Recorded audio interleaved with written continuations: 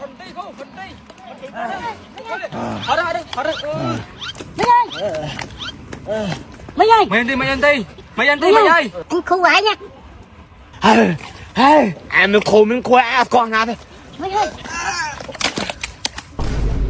Tung đi lên tên đừng ti bukan thap rank không mới lên tên đừng ti Chồng anh thơ lấy cho lại bắt ra lên nè. anh lên mà không mấy không ơi không lên mà tên không Cô à. Cô mấy.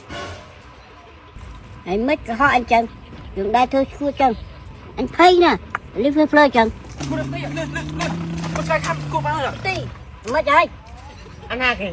cô nhớ lắm ti Ô anh thăm là. cô thăm thôi anh khu quái ra đi Anh không nghe anh mà anh xì o là. chồng mà đi bị lưới ọt con anh Chồng thật tụi mức đã anh. chắc là ti mày tên rồi cô chấp tới đây lên chấp cô lên ti cô chấp cô như cô đây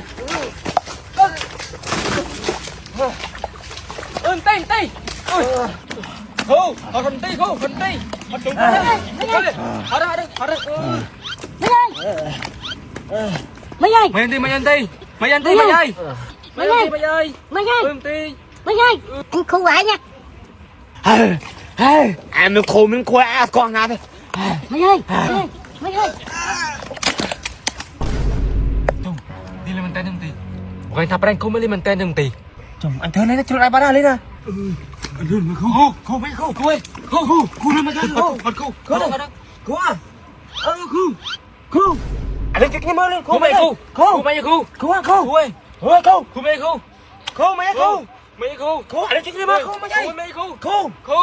Cô mấy. anh mất họ anh Trần đừng đai thôi khua Trần anh thấy nè lên phơi phơi Trần Chồng mấy cô anh đang ở đây nên cô mày. ở đây phải không mấy đừng cô Vậy nên tao nào. anh lừa anh vậy mà nhá phơi với Cô xong to cô chụp lên cho nghe cô. cô xong tốt liệt nạp chứ này quái lên phơi phơi ai Xong to cô to cô anh chưa lại nè. như sư gái cô đấy Cái con đang men. co Tầm năng đã nhân viên cái agent thân giang thia mau cho mối nè. Nè đến chơi căng thế thì bắt cô đi. Chọc lại na cô lại có hả? co Nhom lên mình trốn nó nhom tháp rank khố miễn y. Trời mình tên. cái mình tên bây giờ khônมันthôi Nè lại con không cô anh. này bằng bắt